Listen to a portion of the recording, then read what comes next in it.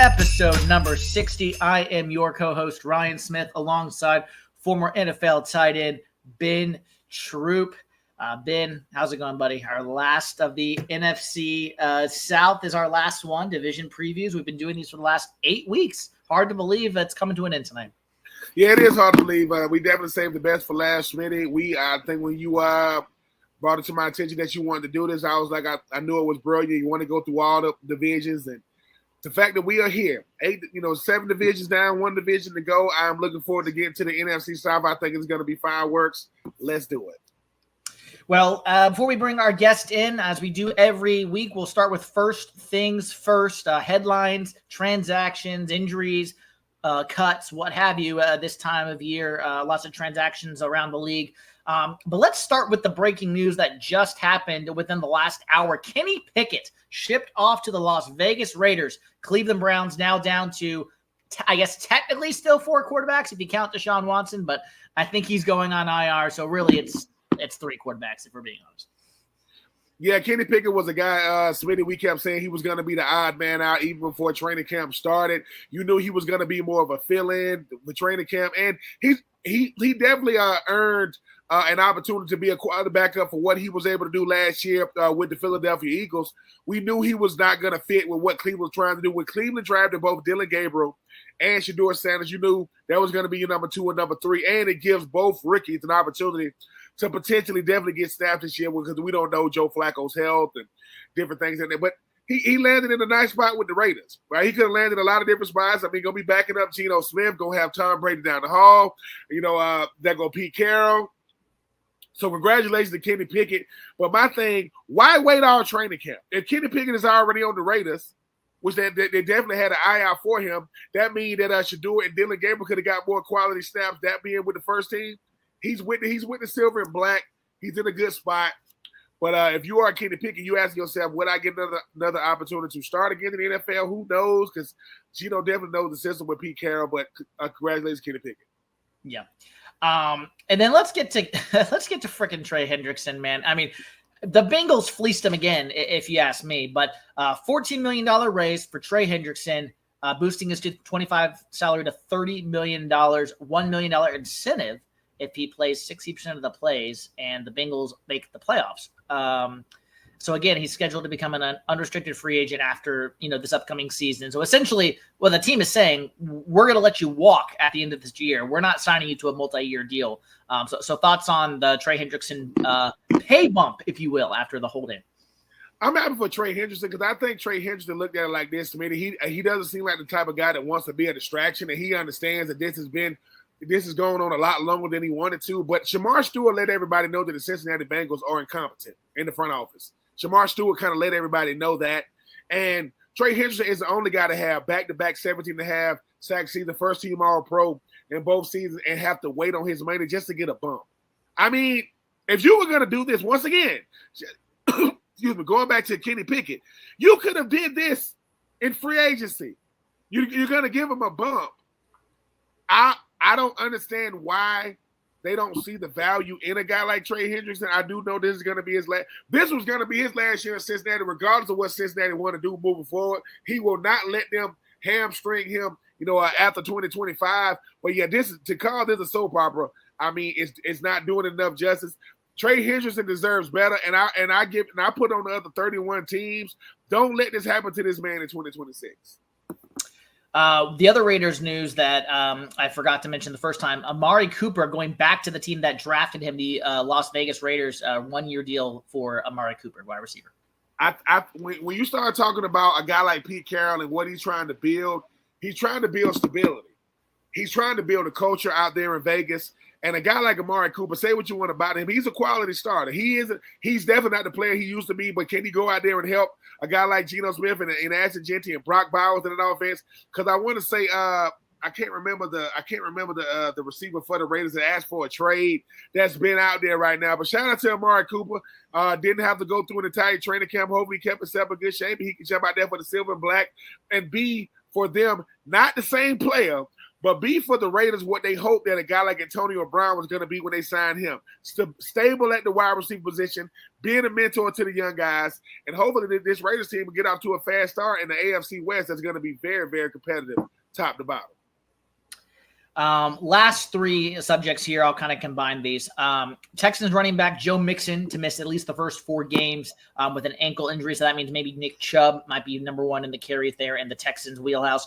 And then Dak Prescott says he is hoping Micah Parsons is ready to play next week in the season opener against the Philadelphia Eagles. But Ben, even if Micah was to come and everything's all kumbaya, at this point, can Micah, you're a former player, as we all know, can Micah play a full game at this point? He's going to be at least limited, right? He's going to be very, very limited. Micah's going to be limited because football is the type of game you have to go out there and do it day in and day out in order for your body to be ready for it. Micah Parsons is an incredible talent. He's one of the best players, definitely one of the best defensive players in the National Football League. That's not going to save him. I get what Dak Prescott is saying, hey, we need you. But just get your owner to go out there and make him the highest paid defensive player in NFL history, and this could be much ado about nothing. If his agent is not in the room, negotiations cannot happen. That has never happened and will never happen in the history of football. As far as Joe Mixon, we kind of knew he was going to have an injury that was going to linger. I mean, 4 weeks means they can definitely whatever he needs as far as like treatment, he can come back and be ready to go. Nick Chubb is going to be a quality starter for those guys. Once again, just real similar to Amari Cooper, not the player he used to be, but I think still has a lot left in the tank. And like I said, I know we're finna get ready to do the NFC South preview. Football is officially back, even though it kicked off this previous weekend with college football. We are less than 10 days away from kicking off. And if Micah Parsons is not on the field when they kick off against the Eagles, it's gonna be ugly if he is. It's gonna be horrendous if he's not. Yeah. Now this is interesting. Really quickly, Kyle Duggar for the Patriots. He was a guy that's been known as a potential trade candidate for the Patriots. Obviously, or maybe they might be cutting him. Patriots have discussed a trade that would involve Jacoby Myers for Kyle Duggar, straight up. Yeah, Jacoby Myers. That was a receiver that went to the front office for the Raiders and asked for a trade. Yes. I mean, the last hour, yeah. Yeah, the last thing Pete Carroll wants to do is to start off his team with a guy that doesn't want to be there. If you don't want to be there, we're gonna move on from you. And I think that for a guy, for teams like the Patriots and the Raiders, they both are trying to get back to relevancy now. The Raiders ain't been relevant for a long time. I get that, but I think for a team like Mike Vrabel and the Patriots, he wants to start things on the up and up, and he wants to build good rapport between both of those front offices. We'll see if we can get that deal done. Lions cutting quarterback Hendon Hooker, formerly at Tennessee. Kyle Allen, now the number 2 quarterback in Detroit. And then Kyle Trask of the Tampa Bay Buccaneers, a former backup quarterback to Tom Brady, then Baker Mayfield, now on his way out the door, along with your alma mater, Florida, Desmond Watson as well, undrafted free agent out of Florida. That's another story for those who may not know into that. So. Hendon Hooker was a guy that never took that next step. I mean, coming out of Tennessee, I mean, you thought he was going to be a guy that was not necessarily going to push for starting wrestler or a guy like Jared Goff, but maybe you look at the preseason games, he's not really taking that next step. Real similar to like an Anthony Richardson, all the tools, but never ever really took that next step. Kyle Trask is another cautionary tale. I mean, the guy that got drafted, Tom Brady's there. Then you go for Baker Mayfield. When it comes to a backup quarterback, you have to be a serviceable backup, but they got to know if the starter gets hurt, can you really help keep the train on the track? And maybe they just say, hey, Kyle, it just ain't working out. We're giving you 4 years. We just haven't seen it. Desmond Watson, Big Dez, as they want to call him. I mean, 464 pounds. I think he got down to like 400 and maybe 30 pounds. Dez can lose 60 pounds. I mean, Dez can lose 60 pounds and still be 370 pounds. The NFL has to protect this product, and sometimes they got to protect the player. They're trying to protect Dez. They said, look, we know what you're capable of doing, but if you can't get the weight off you, man, we're not going to have you out there on the field for a player who's not going to be able to give you quality reps, play in and play out. So, Big Dez, they gave you a shot, but go ahead and get your health right, man, before you even think about football. Last one. Big Scary Terry and the Commanders agreed to a 3-year deal up to $96 million. He gets a $30 million signing bonus after that hold-in and getting him into that regular season opener against the Giants on September 7th.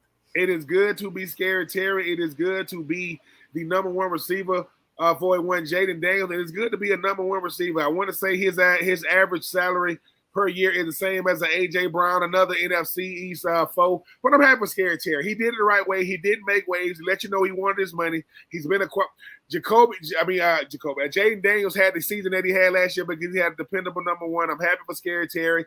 I don't know how well he's going to play in the season over because he hasn't been running around just like a Michael Parsons. But, hey, man, now he got potential 96 million reasons to be to go out there and show the Washington Commanders they made the right decision.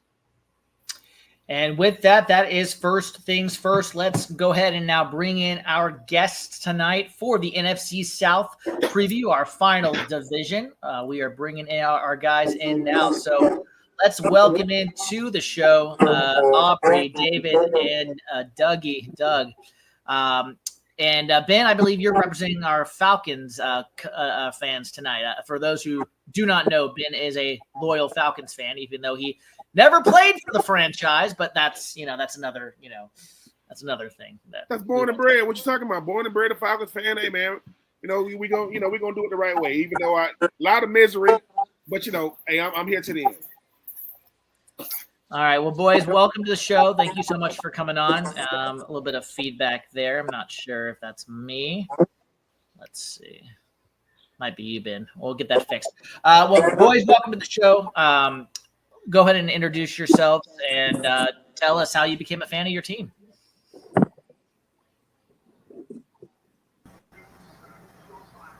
I guess I'll go first. It's your man C. Dougie here at What's Up, Doug. You guys already know on X and on YouTube, WASSUPDOUG. Born and raised North Carolinian, Carolina boy, Jacksonville, North Carolina. Grew up in Greensboro. Been a fan since the franchise. I think I was only 3. So other than that, like I said, been a Carolina Panther fan all my life. Ready to talk some ball with you guys this afternoon. Yeah, Dougie's representing my Panthers since I cannot I chose not to do the Panthers myself. So Dougie's coming on in my representation. So good to have you there, buddy.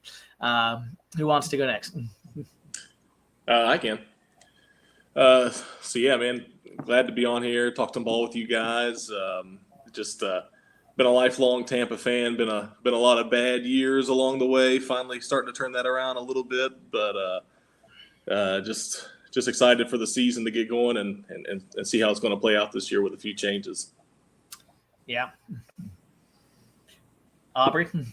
My name's Aubrey. Been a Saints fan since like early 2000s with Deuce McAllister, Aaron Brooks.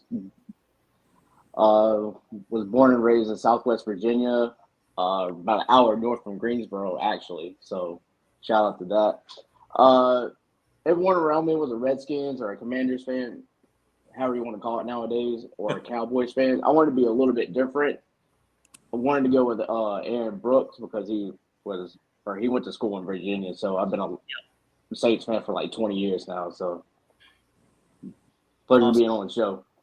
Yeah, absolutely. So Dave and I, Ben, so a little introduction here. So Dave and I went to college together, UNC Charlotte.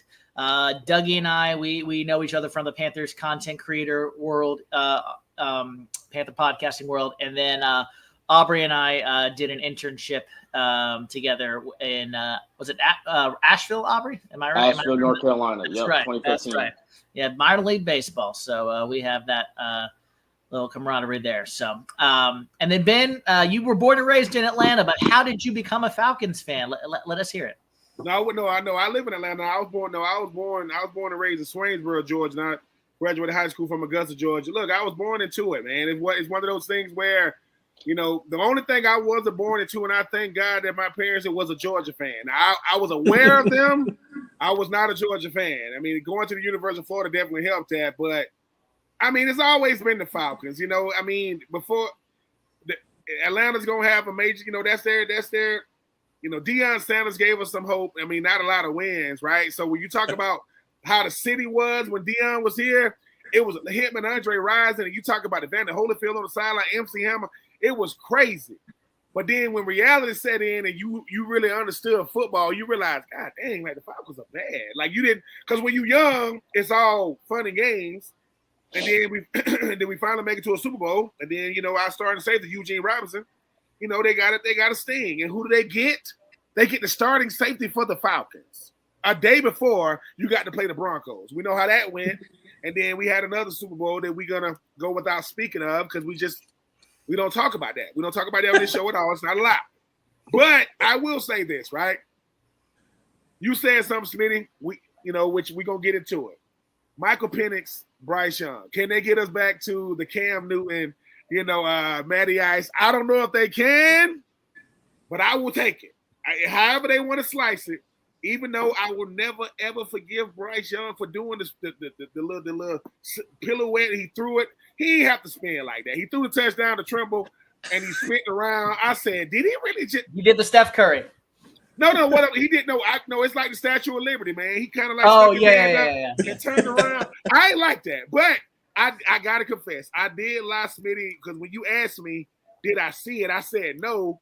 I didn't expect you to send it to me. Like, yeah, I saw it. You like, did you see it? Like, no. Hold on, I'm going to send it to you right now. I'm like, dude, of course I saw it. Because number one, like, I'm going to keep saying this. Bryce Young is the smallest quarterback that doesn't get hurt. And you appreciate that because these 6'5" guys, they can't stay off the injury list. Bryce Young is just a regular-looking dude walking around Carolina. He just happened to be the heart and soul of the franchise. But we're going to get into it, though. We're going to get into it. Well, boys, let's start with one of the questions that I asked you first. What are you looking forward to going into this season? It can be about your team individually or just NFL in 2025. What are you looking forward to? I can start off. Just I'll stick with Tampa in particular. Just kind of another switch in play callers for us. New offensive coordinator again. Kind of see how that meshes up with Baker this year, and see if they can keep the offensive momentum going that they've been having the last couple of years. And so I'm interested because he's never been the head play caller before anywhere. I mean, he did third down play calling last year. Came up with some scheme and stuff like that, but he's never called a game. So I'm interested to see how that comes together.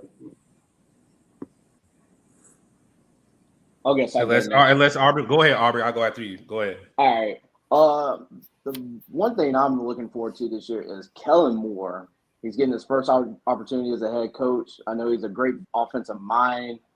I know he's got what's his name, Brandon Staley, former head coach of the Chargers, as a defensive coordinator. So I'm interested to see how those two are going to work out as a 1-2 punch on the coaching side.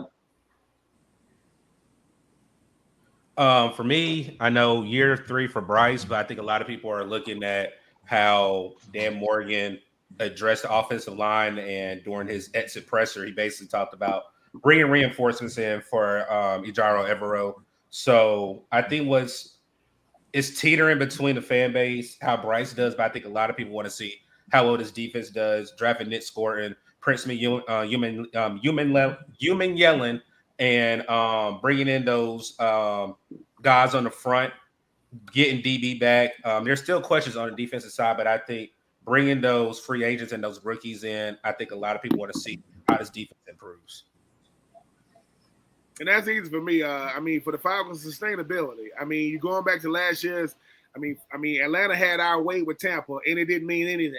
It didn't mean one thing. When I'm looking at, and no Kirk Cousins. I ain't rooting. I'm never rooting against somebody, but I'm sorry, man. Like Kirk Cousins made $90 million in 2024. $90 million. So for me, sustainability and nothing worse than having 8 wins, and it means nothing. So sustainability, I think this year, and can Raheem Morris be more than a motivator? He's a great motivator, man. Great for press conferences, for game management, and he don't call plays. He stays away from that stuff. But sustainability, and are you more than a guy that's already coaching the NFC South, and great for sound bites. I want to see more than that this year. And then I'll go ahead and get another question out of the way. I always love to hear what people say on these because every team has somebody like this. Who is a non-star player that you want to see take that next step in 2025 on your team? Yeah, I mean, I've got a couple answers here. I mean, so I think from a big point of view, I mean, not a lot of people. I don't think people are talking enough about Bucky Irving, how in the year he had last year. He's a star in Tampa, but you don't hear him talking about in the media enough, in my opinion. And so I think this year, I mean, 1,100 rushing yards as a rookie. He doesn't go down the first time he's touched at all. So I think that he'll take another big leap this year and take off. But kind of keeping it more low-key, Graham Barton, the second-year center for us. Duke. Yes. Yeah, that's right, Duke boy. He last year, rookie, no big deal, but kind of have it, I just feel like those straight down the middle blitzes, and he kind of missed some reads at pre-snap and stuff like that. They kind of got us in some trouble from time to time. I'm interested to see how he turns that around this year. I guess for me, it would be a couple people actually. For one, Chris Olave. I wonder if he can stay healthy on the field. I know he's had injury troubles in his first couple years in the league. Not all of his fault. We'll blame Derek Carr on that one, but that's a whole different story for a different time. I would say the second one is going to be the rookie offensive tackle, Kelvin Banks Jr., drafted out of Texas. I wonder if how well he's going to slide into that offensive line, if he's going to start, if he's going to be a backup.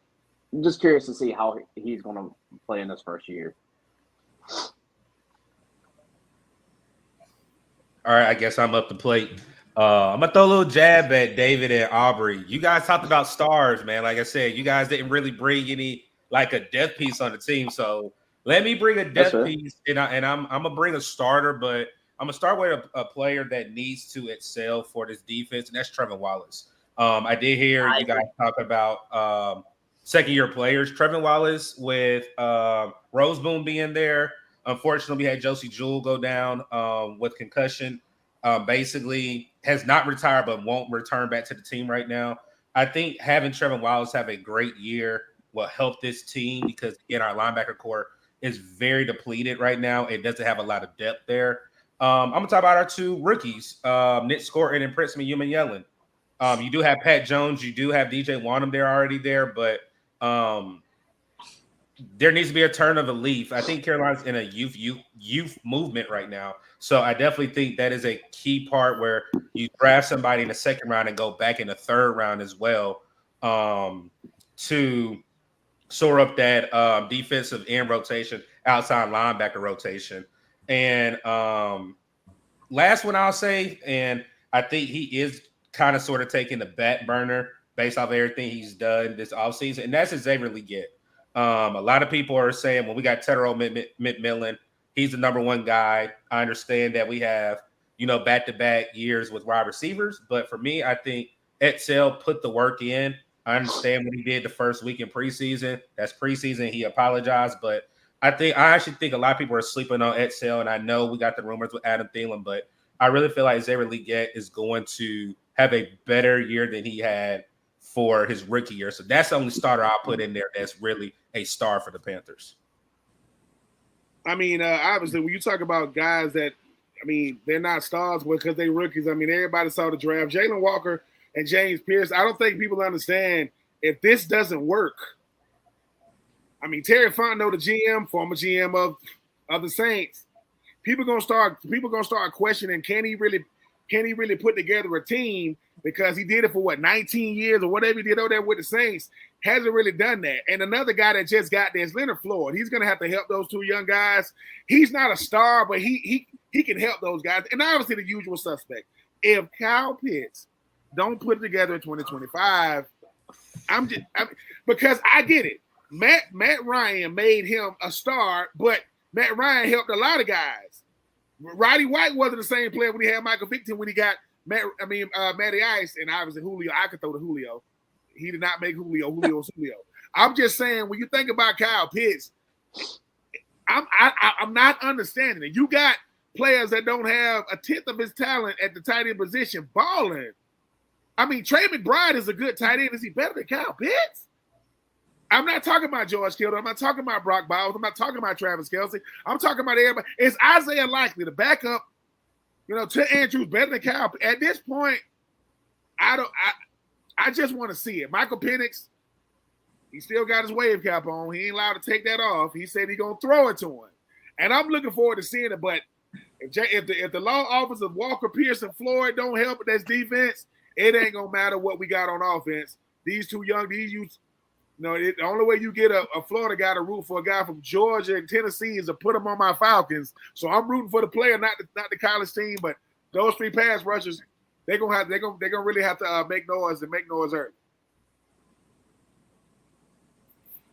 But while I have you guys, like I always do, the NFC South is a very, very interesting division. At one point, no team repeated as the winner. It'll go in like a carousel. It'll go this team, that team. Tampa has had their way as of late. Thanks a lot, Tom Brady, for building the culture there. I hate you for that. But what is it to those people who don't understand? Most divisions have a level of, I call it respectful hatred. We respect each other, but we cannot stand each other. And to show you what I mean, when Roddy White's career was coming to an end, you know who offered him a contract? The Saints. And he retired. I love Roddy White so much for that. If Roddy White would have put on that Saints black and gold, I'm like, come on, Roddy. But to the listeners and the viewers who don't understand how deep the NFC South runs, give them I know how deep it runs, but talk to the listener and the viewer to let them know, man, just how much we really dislike each other in this division. Yeah, I mean, it's funny because, like Ryan said, we went to school together at UNC Charlotte, and my house is right outside of Charlotte. I live about 25 minutes from downtown Charlotte. And so, walking around in my stuff and wearing my jersey, I hear it all the time. In the grocery stores, I go to the games every year. It's about the only one I can get to because I'm not driving all the way down to Tampa anymore. It's fun, but like you said, it's a respectful thing too. Like, it's kind of weird. It's one of those, as soon as if there's ever a time in the past, like Tampa gets, like they always used to do, get dinged out of the playoffs, I was like, all right, I got the home team's got to do it. You got to pull for the Panthers now. Or if it's the Saints, all right, we'll let the division guys get it done. So there is a respect there for sure. Yeah. But at the same time, I mean, there's obviously always going to be some trash talk in there. There's some heated rivalries, especially going back, Saints, Lattimore and Evans, they always like to fight any chance they can get. And Panthers too, man. Cam Newton, when he was there, giving it to us every single time. I mean, you were just sick of seeing his face every time he'd go up there smiling with the Superman in your face.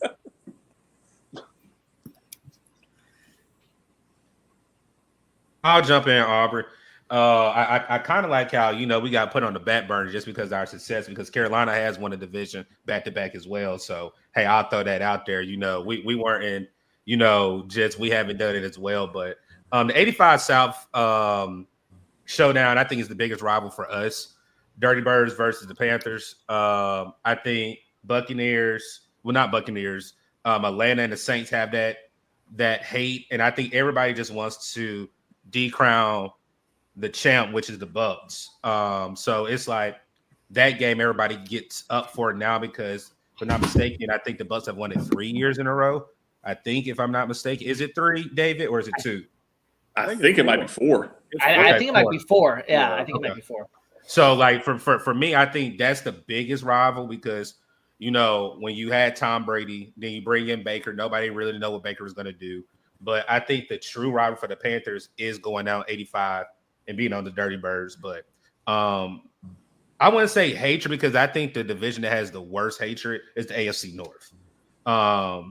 We can be cordial with each other, but I feel like that's one of the hardest divisions. Hatred is through their blood. I mean, we root for our teams, but I don't think it's like the AFC North. But I definitely say, like, I think the biggest rival for the Panthers is going down to Atlanta, and Atlanta coming up to Charlotte.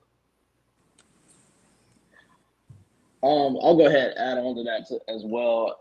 As a Saints fan, of course, our biggest rival has to be Atlanta.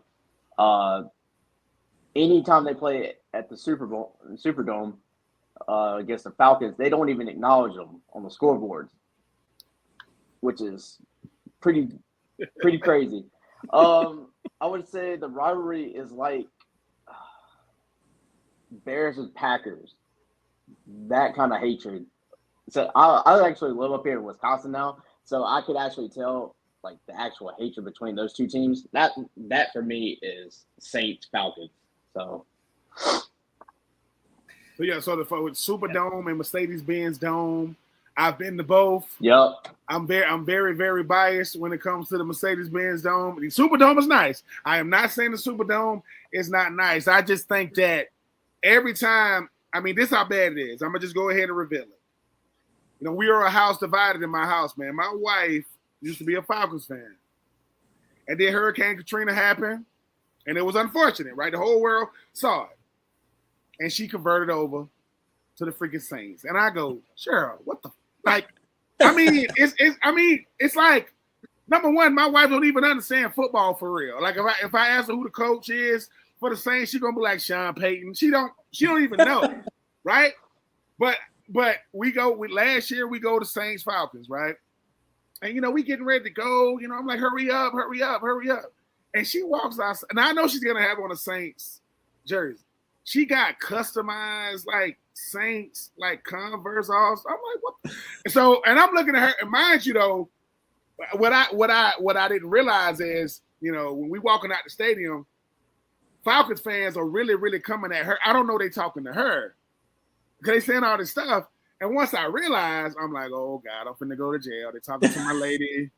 Because my thing is, you know, the Saints got that chant, man, and they gonna say it all day. Win or lose, they're gonna say it. And you just be like, man, go home. Some of y'all be driving here from New Orleans. But I will say this, man. I don't the NFC South to me is real similar to the AFC South. You got a lot of deep rivalries, but nationally people don't recognize them like they should. And I disagree. I think the most heated rivalry in the NFL is the NFC East. They all of them can't say.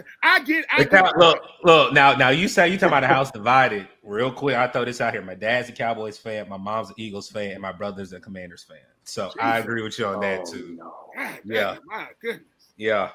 But real quick, let me take a straw poll, and I'll go, and then we're going to get into this. I'm going to do the previews, and if you've listened to any of the other previews, you know how I'm about to go here. But let me take a quick straw poll. You can't choose your team, so for me, that's the Panthers. If you, who would you root for if you could not cheer for your team in the NFC South? You have to pick somebody. You got to pick somebody. I'll go first. It's not in the division. I'll be an Eagles fan. I'm being honest. You're not gonna do it. Okay. I'll be nice. I pick the Saints. I'll be honest. I'll pick the Saints. I cannot root for the Bucks, and I cannot root for the Falcons. I just can't do it. I play for the Bucks. My nephew's dad got drafted by Carolina. I will not listen. If I root for the Saints, to me it's like rooting for Georgia. Like that's like a judge couldn't make me root. All right. So who's your answer? Real quick. You know what? I think I can root for Carolina. I think I can do it. Okay. All right. Carolina. I'm Saints. Dougie, you're just pleading the fifth. You're pleading the fifth. I got you. No, all right. David Aubrey, who do you got? I have to go with Carolina. Oh, I love it. I go with Carolina. Dougie know his people gonna be watching this. Said, dude, I ain't rooting for none of y'all. I can't do it. I can't do it, man. I'm being honest. I can't do it. I would pick Carolina too, just because it'd be nice. That's a clean sweep. It'd be nice to see this. I had a feeling it was gonna be Carolina. Yeah, it'd be nice to see this sad city have something to root for. See, now you see the jab David just did. Now you see the jab he just did. That's the reason why. That's exactly the reason why you can't do it. Nah, no sir. Okay. No, sir. Let's get into it though. I had a feeling that was going to happen. My extra bonus. I think we all kind of said our most hated rivalry. Mine, I agree with Dougie, is the Falcons. That anytime we play the Dirty Birds, it's kind of that hated rivalry. But Dave, real quick, Bucks Falcons, y'all are playing to start the year. I mean, that's a pretty underrated rivalry in this division. Bucks Falcons. Yeah, I think so too. I mean, Atlanta always for some reason, it's one of those things where it's just kind of like they got the magic juice. They've got our number no matter what. Like coming into the season, just because of history, and everybody's talking like, everybody's favoring Tampa to win the division again this year, and of course, I'm going to agree with that.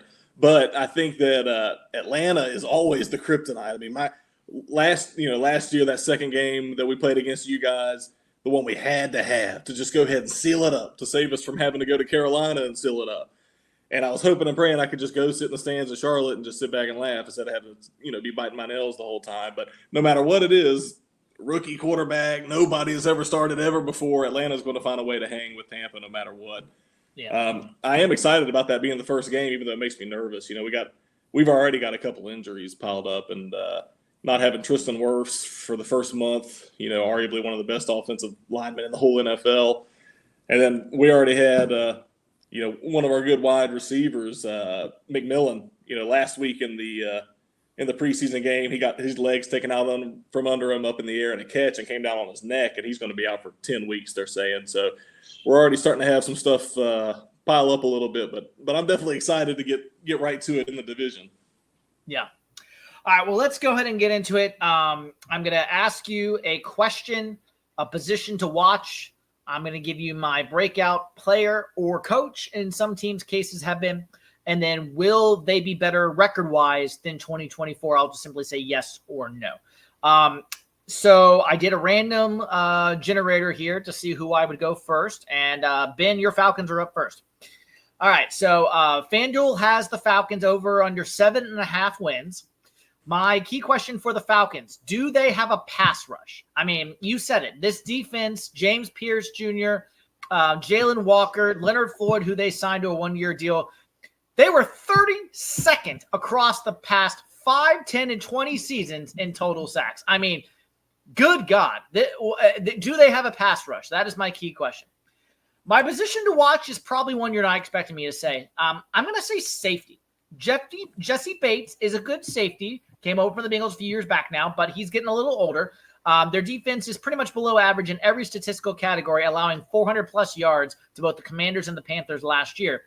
But Jeff Ulbrich, I think with that 3-4 defense he's bringing over, I think Jesse Bates is going to have a better year this year. Xavier Watts out of Notre Dame is a good rookie to watch there, along with Billy Bowman as well from Oklahoma. So I like safety as my position to watch.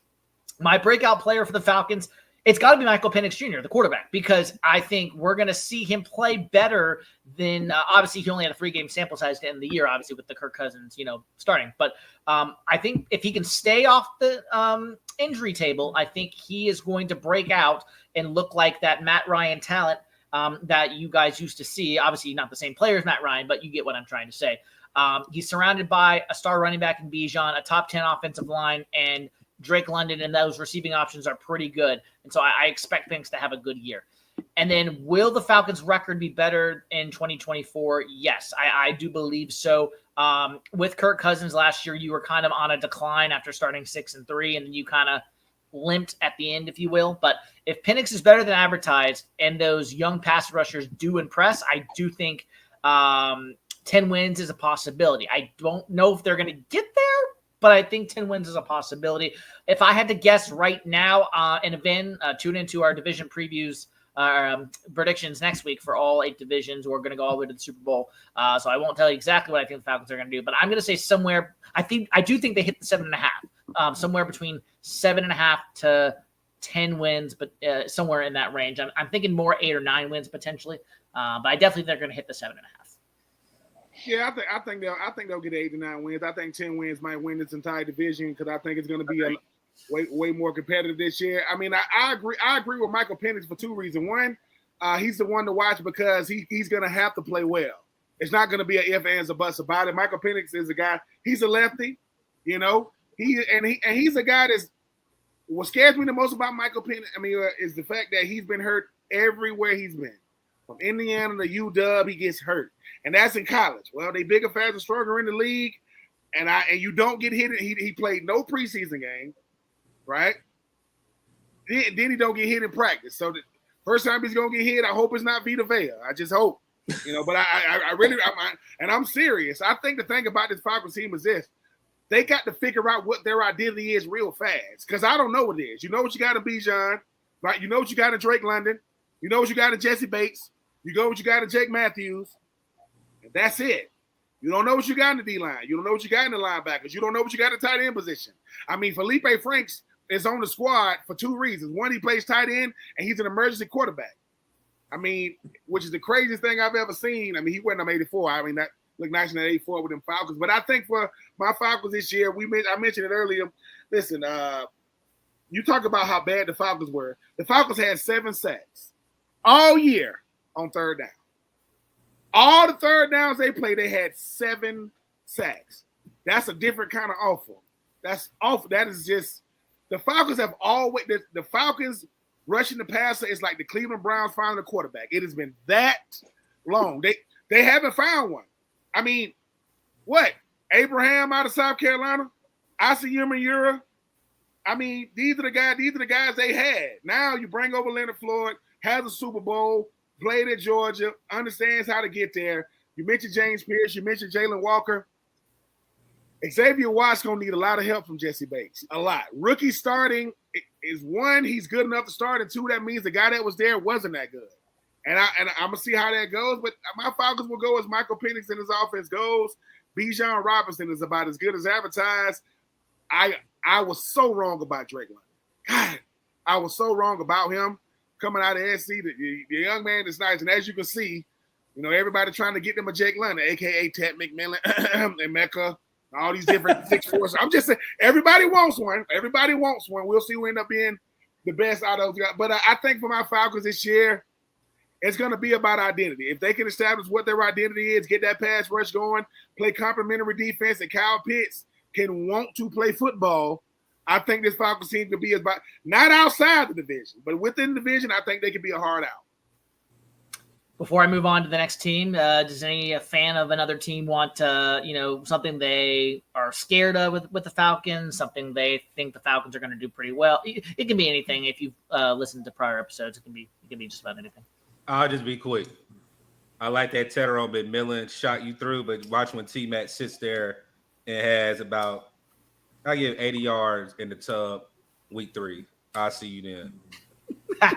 Listen. Ted can get his numbers. I just as long as it don't beat us, because he's going up against AJ Terrell. Doug, I know AJ Terrell was the second team All-Pro in 2021.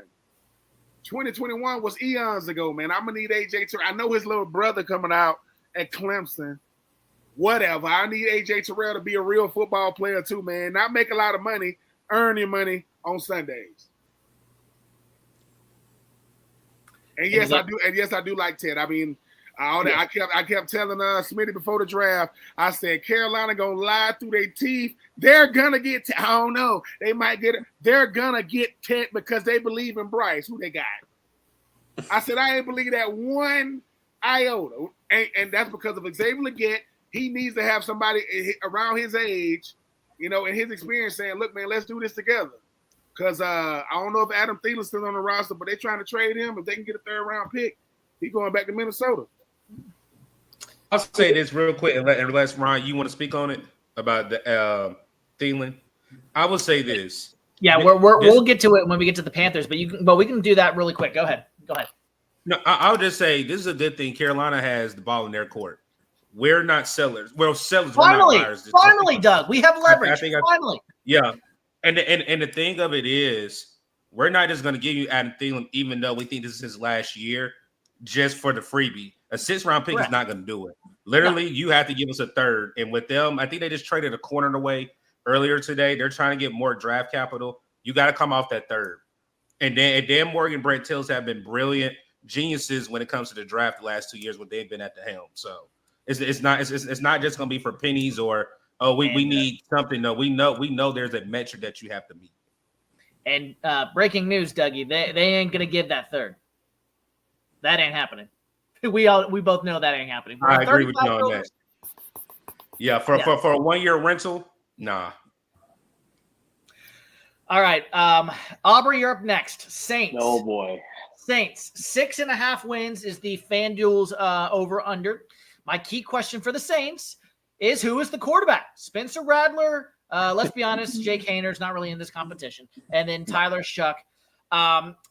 I think it's going to be Rattler. I just have a suspicion. No sourcing, no inside scoops or anything like that. Now, Panthers, Doug, me and you can discuss this later. I have some inside scoops there, but we'll get there later. I keep saying Panthers now. Saints. Rattler, in my opinion, it's easier to go from Rattler to Shuck than it is to go from Shuck to Rattler. So that's personally why I believe Rattler is going to start out the gate.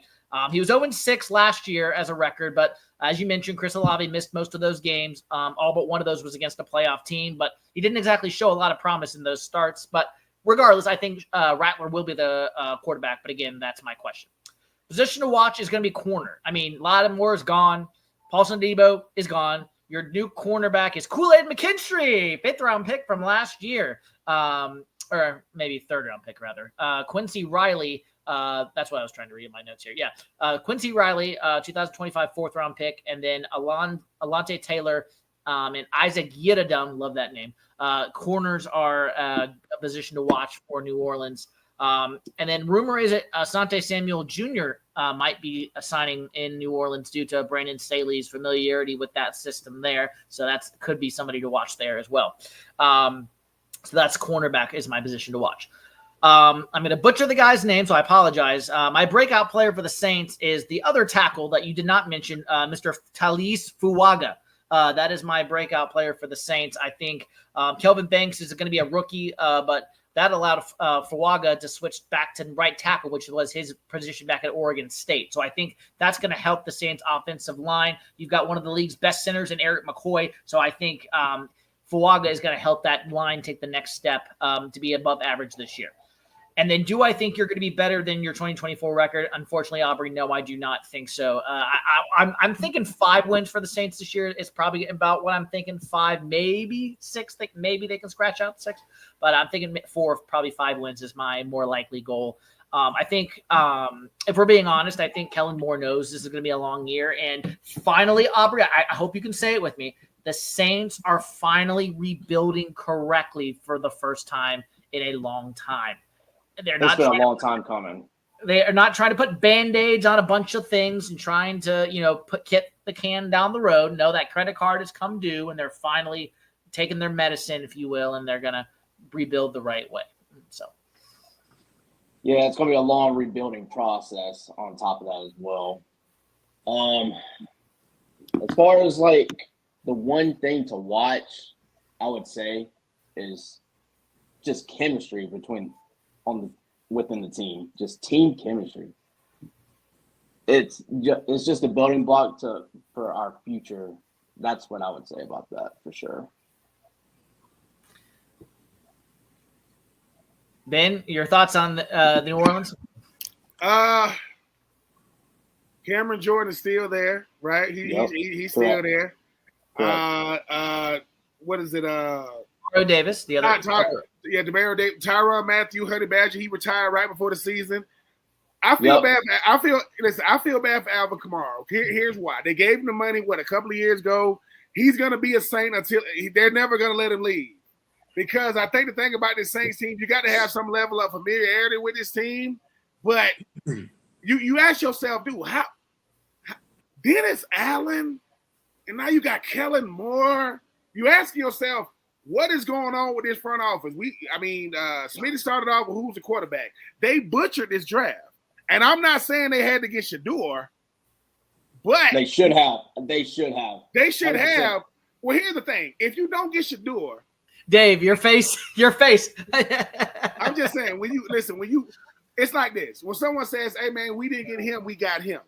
And when you see who you got and you look at preseason, you say to yourself, dude, it is going to be a long, because the thing about it is I know that Shador went later than what he should. You be asking yourself, what's up with the scouting department in New Orleans? Because there is no way you're gonna make me believe you scouted the guy you got and said this out of all the quarterbacks, that's who you got. And you didn't get nobody in free agency. So that with guys getting traded. Sam, you talk about who just got traded to Minnesota? somebody got Carson Wentz just got to Minnesota, and I think Carson Wentz, Sam Howell got traded. That's another guy you could have got. I'm asking Aubrey, how in the world do you keep as calm as you are on this show, knowing good and well my quarterback? I mean, and I get it. We're gonna go out there and look as often as we can for Archie is saying he coming back to college, which I think is a lie, by the way. But this quarterback situation, regardless of who you got, how did the offseason and draft come and preseason come and go, and y'all made no changes there? What about Hayden Hooker? You didn't throw that name out there. I've been seeing a lot of things. Hayden Hooker got let go, and Kyle Trask. Yes, I'm biased. Kyle Trask got let go by the Bucks. How do you not even give one of those guys an opportunity to mess it up? Which they both 3 or 4 years on the same team. How do you live with the fact that we trust in the front office that seem incompetent at best at this current point? There's no trust. Shortly put, there's no trust between the fans and the front office. Yeah. I mean, look, Aubrey, let me tell you something. As I get older, I want your patience. I want your optimism. I do. I do, because let me tell you something. When you watching your division, maybe y'all do this too. I'm watching what my team does and what the teams I got the player doing.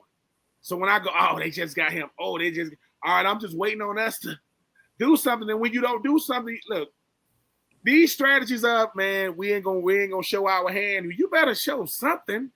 Show us, give me something to go off of. And hey, man, I mean, Cameron Jordan doing podcasts now. He done dyed his hair blonde, and it's crazy. I mean, I don't know. I never see the Saints going from what they were to what they are now. Yes, they could have something in the works that we don't know, but as Boogie said, you had a bunch of quarterbacks out there that just came and went that's still looking for a home. And if you haven't decided on your quarterback yet with 10 days to go to the season, if you got two, that means you don't got one because you won't pick one.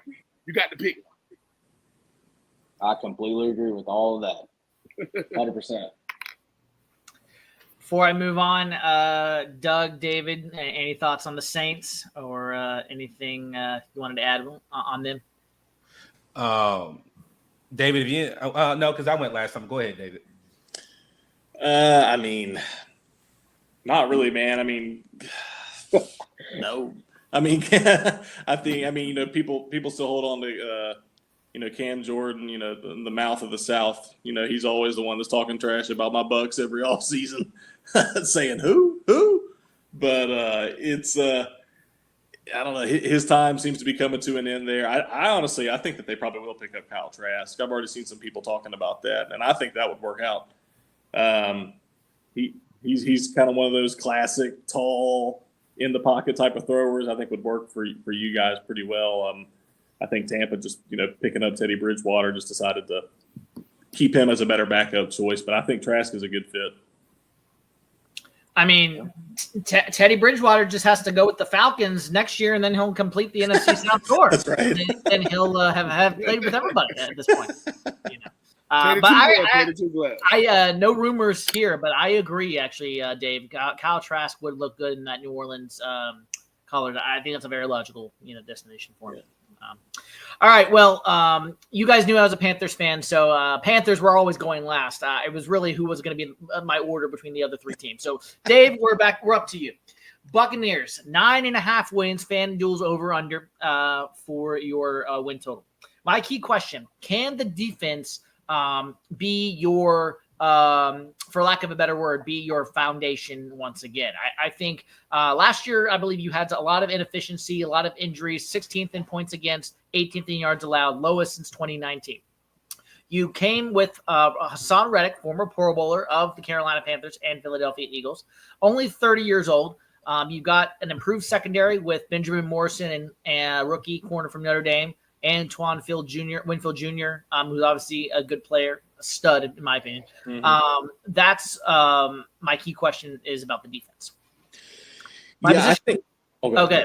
Go. No, I think the defensive side of the ball, it's going to change a lot this year. I think picking up those 2-man corners in this draft, everybody knows Todd Bowles likes to bring the blitz, bring the heat as much as he can. You got to be able to hold up in the man on those corners there. And last year, the middle of the field was open for business for everybody. So I think that's got to be what they do there. Yeah. My position to watch is going to be wide receiver. We all know about Mike Evans, past Jerry Rice. All-time record, 12 consecutive 1,000-yard season. But Chris Godwin, where will he bounce back? He's probably going to start on the PUP list. He had, obviously, the gruesome injury last year. Jalen McMillan out with a neck injury, as you mentioned, and then Emeka Ibuka, who is already looking like a stud, and he hasn't even played much in the preseason. I mean, for the record, both Evans and Ibuka are on one of my fantasy teams, so I do have that going for me on that end.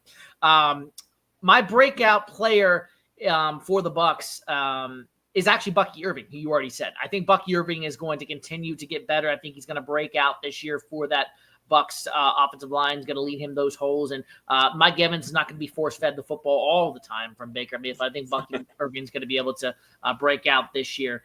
And then will your record be better than 2024? I believe, yes, it will. I've got the Bucs somewhere in that.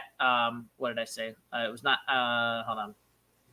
What did I say? 9.5. Yeah, I think you're going to get 10. I can see 10 wins. I think you're barely going to cross the 9.5. I think you're going to get to 10.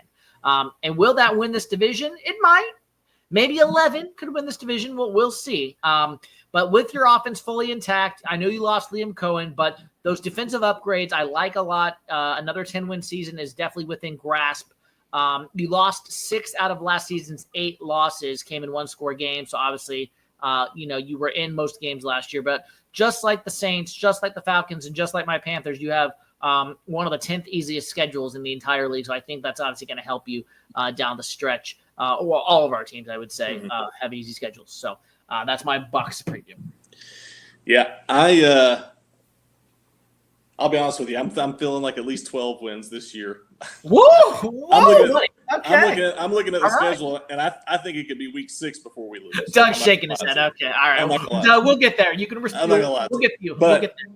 as far as Liam Cohen's gone, the entire offense is back. All the starters are here. We gave y'all, you're welcome, a head coach in Dave Canales. We gave Jacksonville a head coach in Liam Cohen. And everybody seems to keep saying, man, we ought to hire these guys. Man, they're making Baker Mayfield look good. But then there's this common denominator, Baker Mayfield, the king maker right now, raising us up. And he's going to keep doing it this year. The offense, this guy, Grizzard's already been here. It's going to be the same scheme, just different calls and different verbiage. Baker's going to be more comfortable. Mike Evans is going to get 1,000 yards again. On the defensive side of the ball, I mean, Levante David, lifetime Buccaneer, he'll do whatever he needs to do to get it done. He's still shooting through there like he's 25 years old when he comes in for the blitz. I do think that our secondary is going to be better. Chris Godwin, if Chris Godwin's healthy, he's a lot of teams' number 1 receiver. It's just whether or not he can stay healthy at all. I'm hoping and praying he's in there by like week 3, week 4. We'll see when he gets in there fully ready to go. But I do feel good about Emeka coming in there and kind of running the slot with Mike out there, and then like you said, Bucky in the backfield. I think it's going to work out good for us this year. I think it's going to be better than last year. All right, Ben, what's your analysis on the Bucs? I will say this about the Bucs. You call Baker Mayfield a king maker. Woo! Man, I never thought I would hear that and about. He's predicting 12 wins for the Bucs this year. I will say this about the Bucs, which I'm gonna get to my 4 C's later on. After we get done with Carolina, Carolina, y'all got the best culture, man. And I think the thing about culture gonna win you some games when you ain't playing as well. Baker Mayfield is playing confident, and you add a receiver like Emeka. I mean, you can't get worse than that. If Chris Godwin is healthy, that's gonna be dangerous because Chris Godwin, he's the guy that can take it over the top. He can run in a route. Mike Evans, we know what he is. We know what he is now. The closer you get to the goal line, he's gonna route you up. Now, outside of that, he's gonna catch some. He's gonna catch you a comeback here or two. And I think y'all running back, man. Urban is He's nice, but I don't want to sit here and give too much love to the Bucks. 12 wins, that's we'll see if 12 wins happen. But hey, man, like I said, y'all are the champs until you get dethroned 4 years in a row. We're gonna have to probably do it by committee. Well, we're gonna have to do it by I-85. I don't know how much the Saints gonna help us. Get y'all out of there. But no, I think the thing about the Bucks is Coach Bowles doesn't get enough credit for how stable of a head coach he is, because he doesn't try to do too much. He let his coordinators coach, he let his position coaches coach, and he micromanages. That's what he does, and he's doing a good job with it. Outside of, having to cut shallow because he swinging at freaking tight ends. Hey man, the Bucks are that team that if y'all start slow, y'all finish fast. If y'all start fast, it's gonna be. Well, we'll see, man. Y'all are that constant right now. Baker Mayfield found a home. At first, it was who is it gonna be? He's found a home, and yeah. Hey man, that pewter and red, they got it going right now. We'll see. We'll see what happens though. But I like the Bucks, man. It just somebody got to shut y'all down. I thought it was Tom Brady, but Tom Brady shifted the whole culture. That's what he did. For sure. And like I say, Tom gave Baker the Ferrari and said, "Hey man, don't wreck it." And he ain't wrecked it. So we'll see. We'll see. Dougie, Aubrey, anything on the Bucks before I get to Carolina? I'll say that this is what happens when you drink your own Kool-Aid with all that sugar diabetes down there in Florida. I don't know if y'all been paying attention to David the whole time. I think somebody said 10 wins and his head shook, was like, nah, it's going to take. So I already knew what his math was going. I'm like, okay, he said not 10. So it's either below or it's going above. So when he said 12, I was like, okay, like this is getting out of control. Like, yes, y'all are the defending champs. Yes, you should be high. But if we're going to put our football brains together, at some point when you have 3 different coordinators, you're going to hit somewhat of a wall, being honest.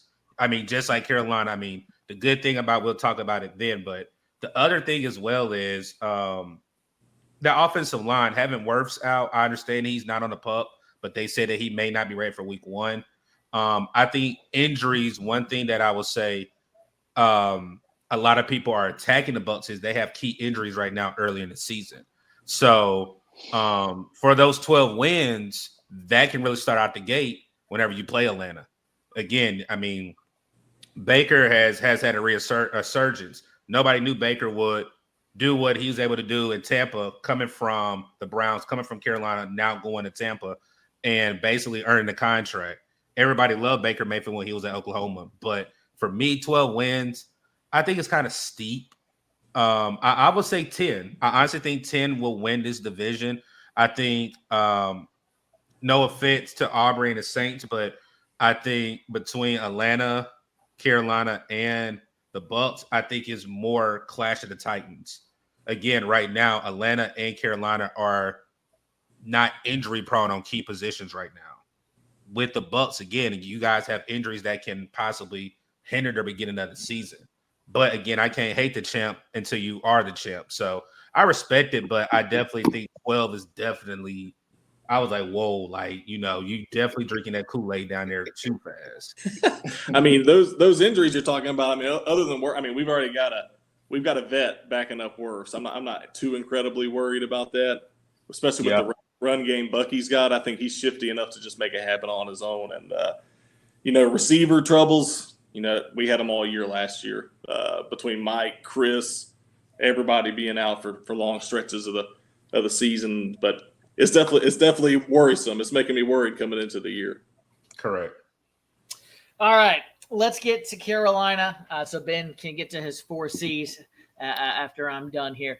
Doug, I'm going to shoot us straight here. Panthers 6.5 wins, over under 4 according to FanDuel. Think that is way too low, and I'm just taking my Panthers hat off when I say that. I think that's way too low. Okay, my key question for the Panthers. We all know this, Doug. Can the defense be better? They allowed the 3rd most points per game, 31.4 of any team in the past 20 years. Yet, Ajero Vera kept his job, which I am one of those people. Doug, we might disagree on this. I think we do. I think Avero does deserve this year to get those better players in there. And can that scheme that worked for him in Denver, in LA, can that work with better players? We saw it in 2023 a little bit. Obviously not in 2024.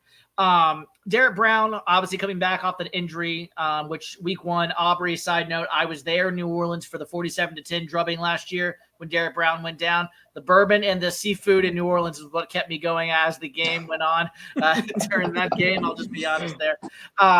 But yeah, I mean, you got Trayvon Merrick, you have Turk Wharton. Multiple new edge rushers. Linebacker remains a question, obviously, as you mentioned, Dougie. But yes, my key question is about the defense.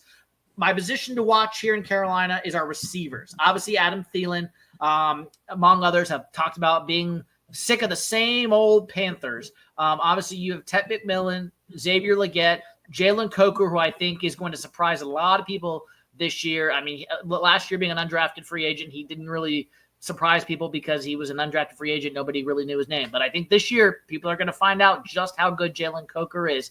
Hunter Renfrow, I think, is going to be on this roster as a special teams player. Jimmy Horn Jr., we drafted out of Colorado. The guy not named Travis Hunter at Colorado. He'll be, I think, a kickoff returner for the Panthers. Someone to add some speed element to our receiver games. My position to watch is receiver. My breakout player, Dougie, that would be Jatavian Sanders. Tight end. Let's go. We have not had anyone there since Greg Olsen to really fill that role, but I like Sanders being a breakout player for Carolina. I don't think he's going to be Greg Olsen, but it doesn't need to be Greg Olsen. I just think someone who is a dependable red zone threat for Bryce. I think Sanders can be that way. Obviously, he had the neck injury against Kansas City that cost him a lot of the games down the stretch, which was tough to see. But I think he's going to come back with a vengeance this year with the goal of playing in the Pro Bowl. He could realistically double his numbers from last year, only 33 receptions for 342 yards last year. That could easily be doubled. And then will the Panthers' record be better than in 2024? Yes, but it depends on Bryce Young. Can he take that leap from those last 8 games down the stretch, starting with Denver on that we did last year? He has one of the best offensive lines in the league, especially run blocking. Dave Canales is a Dave, you'll like this. I call Dave Canales the golden retriever because he's so happy and he just like all of his interviews are so nicest guy in the world. Nicest, right? Awesome, go lucky. But yeah, so Dougie, this is what I'm gonna say. Here's my conclusion about my Panthers, and this I'm being biased when I say this. If Young takes the next step and continues to ascend, and the defense goes from 32nd in most categories to, let's just say, 20th, 22. Pick your number in the low 20s. Like, just fine. Average. The Carolina Panthers in 2025 can challenge for the 7th seed in the NFC. Can challenge for a wild card. I didn't say win the division. I just said challenge for a wild card. 7th seed. I did not say winning the division, Dave. Before, I did not say that. I said challenging for the wild card, a 7th seed. Our floor, in my opinion, for the Panthers is 7 wins. I think the ceiling is 10. All right, Dougie, go ahead. Hit me. Where am I right? Where am I wrong? All right, so let's go. Give me 5 minutes. Put me on a 5-minute clock. All right, Ben. I'm timing him now. Okay, all right, go. We're going to go for the wins. I think 9 or 10. David, again, that's the reason why I began when Ben said 10 wins. Let's really be real about the division. Do I think we get there? I'm not quite sure. The reason why is based off of what I've seen during training camp. It was a mixed bag. You know how it's summertime, watermelon, apples to oranges. You have bad, you have good. It was never consistency all the way through. We talked about the defense. I think one thing that people need, and we need to be realistic, when Carolina addressed the offensive line, what happened? We're in the top 10 of offensive lines. You address the trenches. The problem that I think is everything can't be fixed in 1 year. And I think the thing that we've hurt ourselves is the back end, our DBs. As you guys see over my right side, I think it's on my right side, I'm a big J.C. Horn fan. If J.C. Horn goes down, who's going to take that spot? I understand Mike Jack had a lot of PBUs, but Mike Jack needs a safety over the top. I know we have Corey Thornton there, but at the same time, we didn't help ourselves because, again, you can't fix everything all in one offseason. You do bring Trayvon Merritt from the Las Vegas Raiders. That does help because that safety room was atrocious. Flipping on the offensive side, that is the number one issue. Can Bryce Young, and I'm going to be realistic when I say this. You can't do it just for the back end. You have to do it for a full season. I was also there in New Orleans. Aubrey, that's the reason why I came and look at you, because when I was in New Orleans, man, that was tough. I'm being serious. That was tough. Like, it took me everything in me not to just run on the field and just flash out. But you have to start out the gate. If we're doing like a track meet, you can't just be trotting. You have to hit it out the gate. And going into Jacksonville, the way our schedule is set up on the front end, you have to take advantage of it because that back end for us is atrocious. 8 wins is not world beaters. It's not a goal that I don't think this team can meet. 8 wins, I think, will be a successful season. If they exceed 8, that means that we're building this team the right way. The right way is building it through the draft. One thing that Dan Morgan, Dave Canales, and Brent Tills want to do is build this team as a youth movement.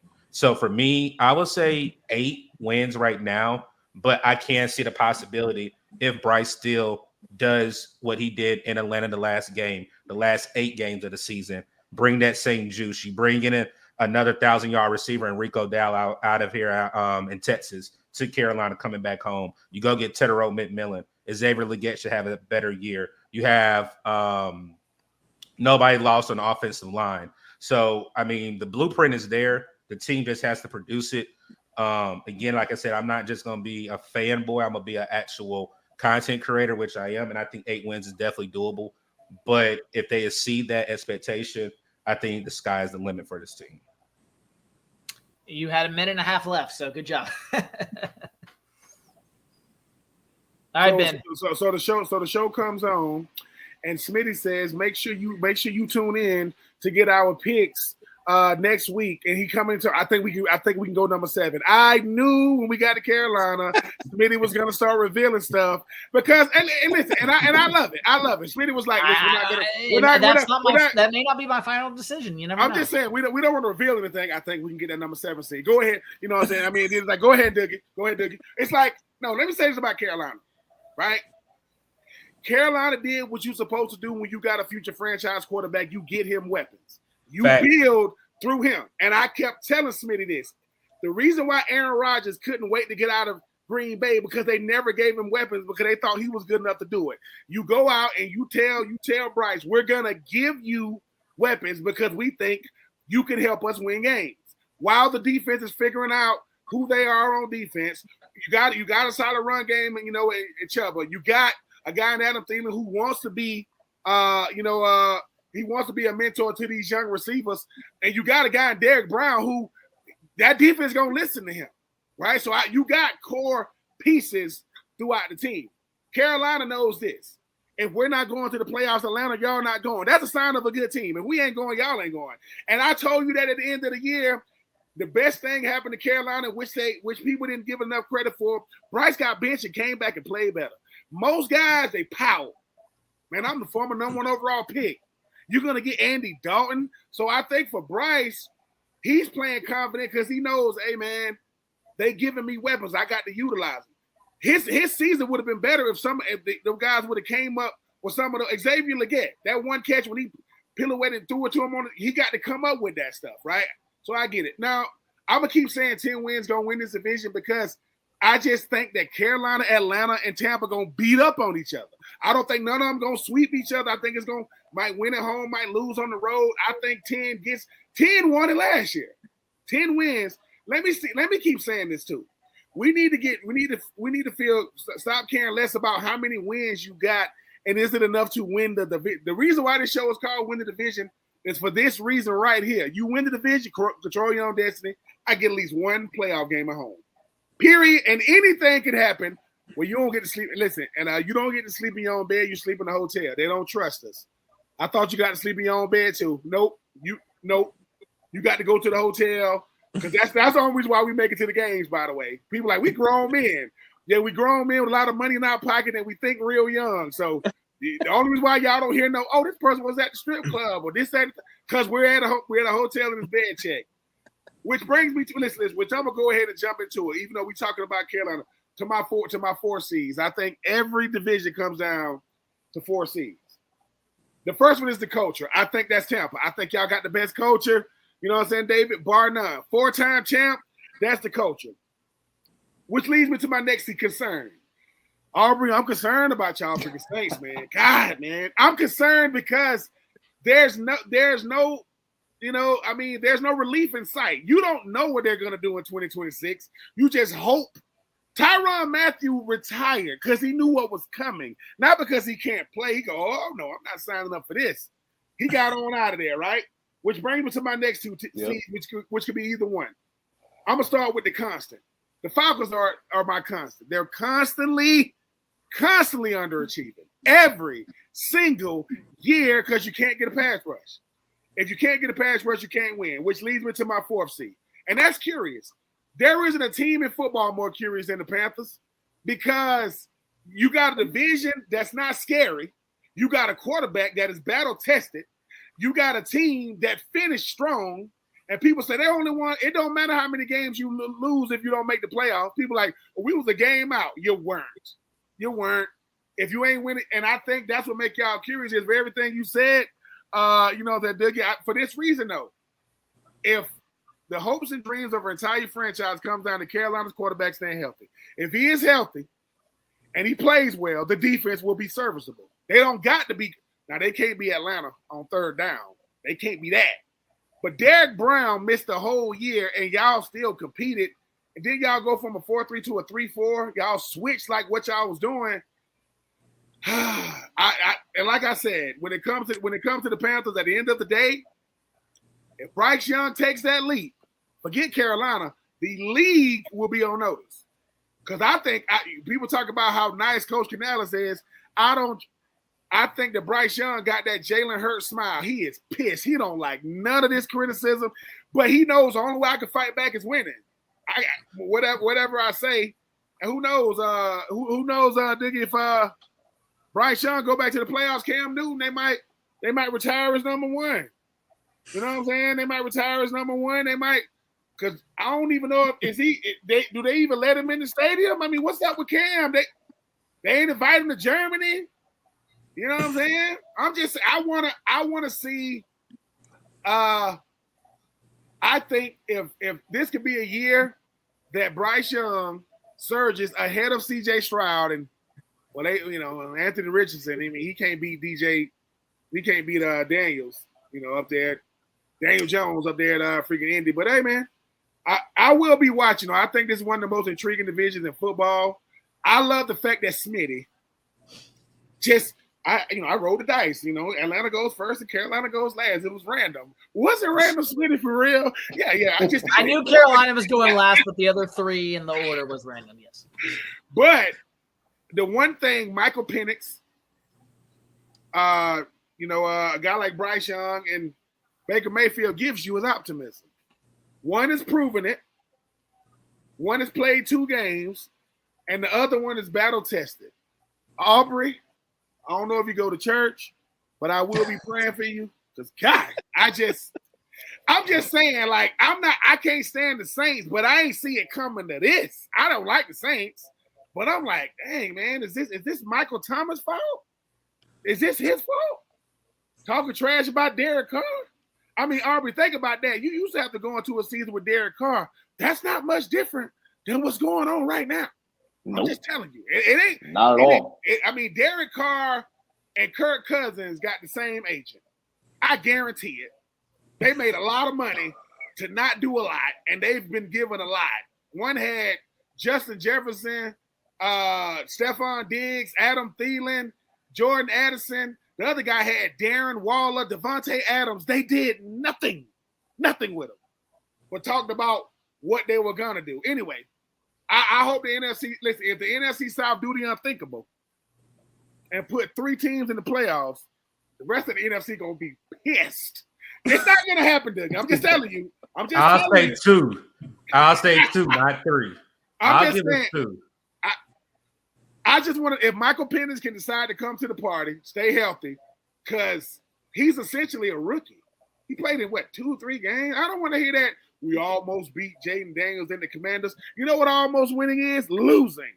That's what that is. I don't want to hear that, but we'll see, fellas, man. Like I say, I mean, we appreciate you guys being very cordial on here, even though, you know, David started throwing some subtle jabs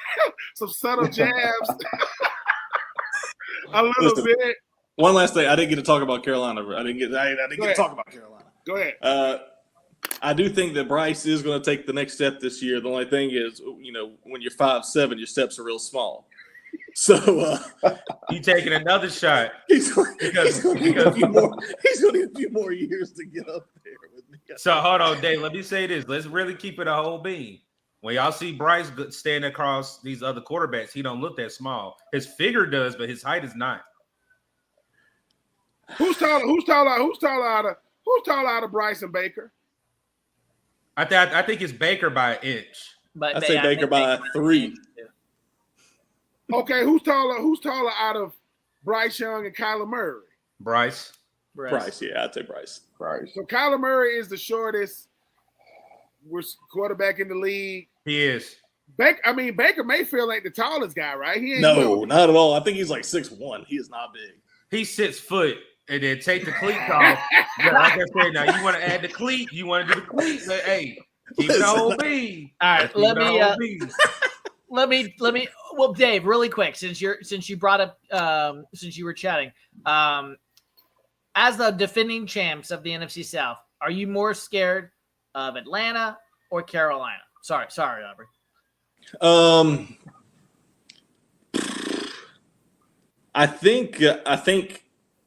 I think a slightly a bit more afraid of Atlanta than I am Carolina, and it is not much. Nope, Doug just went off. he couldn't take it anymore. Okay, all right, very good. Okay, not much. For the record. Okay, hold on. Let me show you what just happened though. Only when you are a true fan of a team, you will defend your player's height. As soon as he said, wait a minute, bro, he's 6 feet. You take off them cleats, he's 5'10" and a half. I will say this though. I will say this about Bryce Young, right? Bryce Young need to show these other quarterbacks that 6'4", 6'5" how to stay healthy, because they can't. They cannot stay healthy, and he can. Bryce Young, out of all these players, listen, I know Baker Mayfield is the first walk-on to become, the Heisman, to be the number 1 overall pick. I get it. Bryce Young was the number 1 player in high school. He's the only Heisman in Alabama history. He's the number 1 overall pick. And Bryce Young gets scrutinized for 2 reasons. Because he was the number 1 overall pick and he's coming behind Cam. So you're going to get a lot of scrutiny. But telling y'all, I don't want Bryce to figure it out. Because if he does, it's going to be cheating. I'm telling y'all. Because when it's the team that drafted you, Baker Mayfield played for all the teams in the league. And at one point, he's been to Carolina. I mean, Baker was like, yeah, man, Carolina's a nice place. I've been there. Of course. I'm just saying, Boys, I don't know if you believe him, but Ben was telling me on an earlier show that Doug, you'll appreciate this. Down there in the ATL, their radio hosts, Sports Talk Radio, are talking more about Carolina than they're talking about the Falcons. Because they honest, man. I mean, at a certain point, I mean, let me say this to you, Smitty. Smitty, do you think I want to tell you? I'm only telling you that because I thought you heard it, and I was going to lie. No, I did not. And say they didn't. No, look, Atlanta, they try to be honest, right? It's not that he beat us last year. It's how he beat us. He was toying with us, man. That's the Mr. Nice guy that you and Dave were talking about in Canales. Canales pulled everything. And one thing y'all can say, Dave is nice, but Dave is feisty too. He's loving these fights that we've been having, the feistiness that's going on. Don't let that smile fool you. And then, like you said, don't let that Bryce smile fool you. Bryce got that dog in him behind him. Yeah. Bryce is not fooling me for this reason. Bryce went to the school of Nick Saban in Alabama. He knows how to be a charmer when it comes to them cameras. But to keep going back to the touchdown pass to Trimble, he didn't have to do that. But that's just showing Atlanta, hey, dude, that dude y'all got, I don't think see, that's when he doing it, he's looking at Michael saying, Mike Pence, I respect you, partner, but you got to. You see what I'm saying? So it's stuff like that, and I know that I don't have this. I have no quarrels with Bryce Young outside he played for Carolina. You know, I ain't got no quarrels with Baker outside the fact that he plays for Tampa. And you know, Aubrey. Well, I mean, I really don't know what's going on with the Saints. I really don't. But I guarantee y'all this: unless I don't know anything about football, I think NFC South it is going to be a fight in 2025. I think it's not going. We're going to be going into week 17 going, dude, like a separator might come week 18, and which I hope it does. When you got to win your division in the last game of the season, it ain't going to matter if it's home or away. We'll see what happens, but you know, I like the fact that David talking about, man, we might not lose a game till what? Week six. Man, wow. All right. Let me, as we wind down here on the NFC South, here on winning the division, last two questions for you guys. I'll just combine them, get them in here. Player on the NFC South, not on your team, but one of the other three NFC South teams that you wish was on your team. It can be a star player, or if you want to make it interesting, a depth player. And then how do you think your team's ultimately going to finish this year in the NFC South? You can it can be a record prediction, or it can just be, generally speaking, how do you think they're going to do? Ben, you can obviously go for Atlanta. A player for another team in this division that you would want. I mean, can we swap? Do we get to swap them, or we just get to get them? You can just get them. I'm about to say, because I would swap AJ Terrell for JC Horn in a millisecond. I'm talking, get out, go now. Because JC Horn wants to be a number one. He's not just the number one because he's the highest paid. I think AJ, God, I love AJ because I got to, but I would take JC Horn. I think that dude that can make any. I think he has a. What you do with a number one corner, you can let the other 10 guys just run their scheme. I would take JC Horn. And our record. Well, save your record for next week. Generally speaking, how do you think? Okay. I think that Michael Penix stays healthy, we're gonna be in every game. Not gonna win them all, but if he's healthy, because he's too naive to understand what to do and what not to do now. He's trusting his ability, and he's still learning how to play the position. Hey man, throw it to number 8 and throw it to number 8 early and often. I can live with it.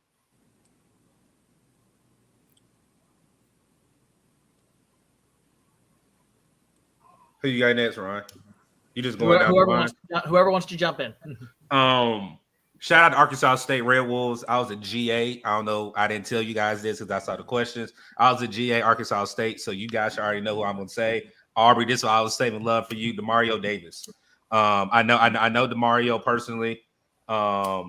Great guy, great family guy, great player, well respected around the league. I think that will actually help the issue with us needing a linebacker if DeMario Davis was in that blue and black. And Love DeMario Davis.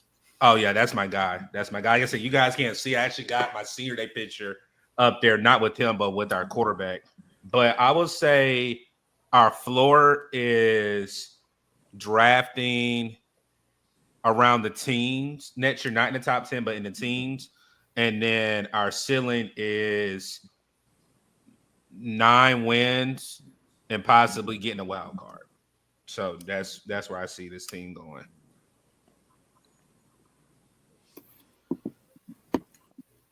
I guess I'll go next. There's so many I can choose from right now because look at our roster.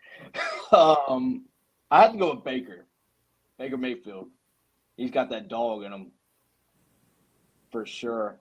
Floor, drafting number 1 overall next year. Going for Arch or Nussmeier. That's the kid from LSU. You don't want him. You don't want Nussmeier. Yeah, you don't want Nussmeier. I'm just gonna. Don't drink. Listen, it ain't Kool-Aid in Baton Rouge. I don't know what they drinking, but don't drink it.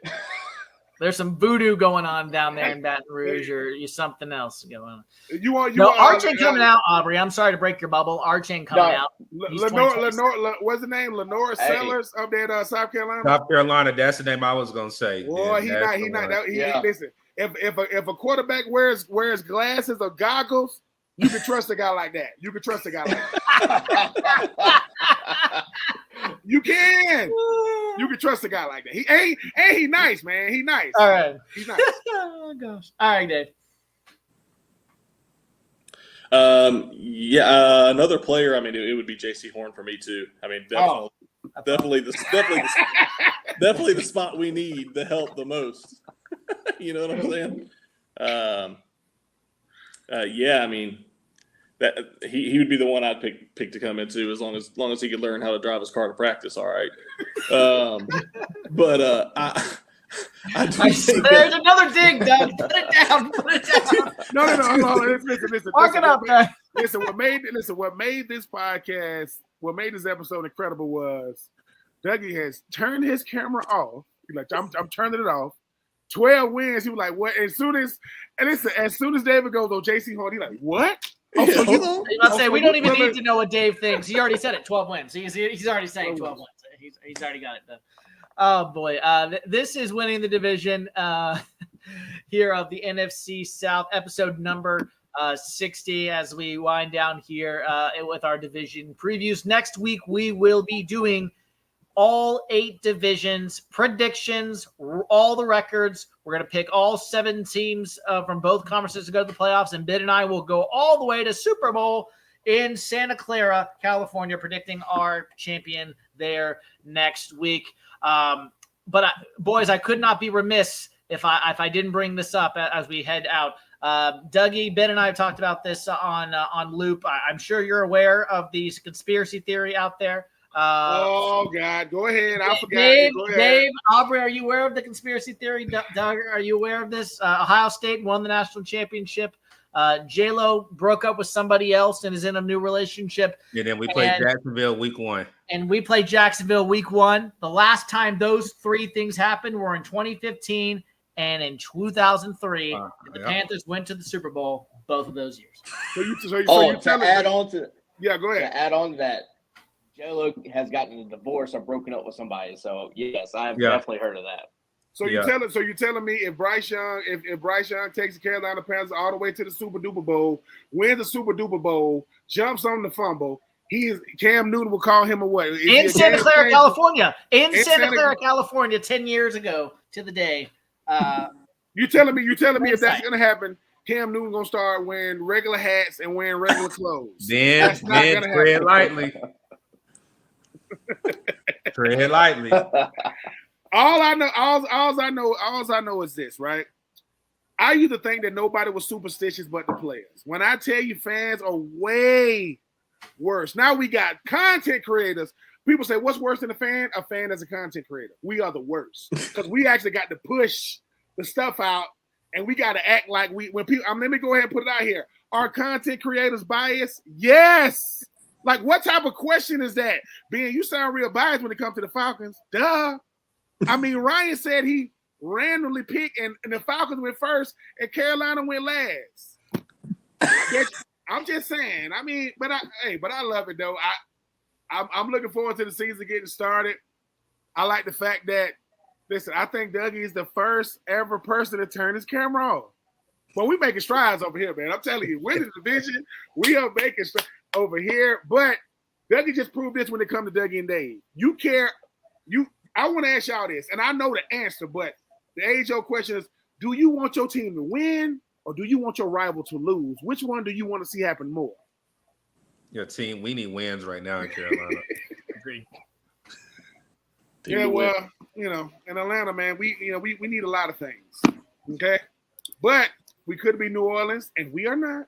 Not this year.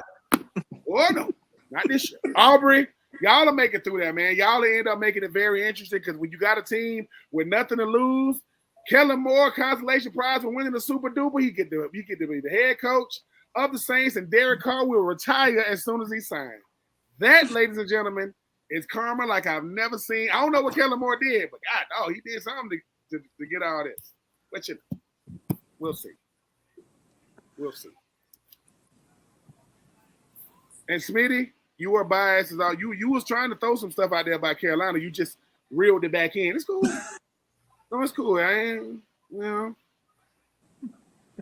it's all good. Yeah. So for the record, yes, part of me is biased. Yes, but this podcast that I host with you, Ben, that's why I brought Dougie on to represent the Carolina Panthers tonight for me and for our content creators and fandoms out there. Well, this has been Winning the Division, episode number 60, NFC South preview. Tune in next week for Ben and I's predictions for the entire season 2025 coming up. Rate, review, and subscribe wherever you get your podcast. Remember, we say here on Winning the Division, you are either winning your division or you are just in your division, as some of those teams are, like the New Orleans Saints are this year. Sorry, I already had to get that one last one. All right, well, everyone, rate, review, subscribe wherever you get your podcast, and we will see you next time.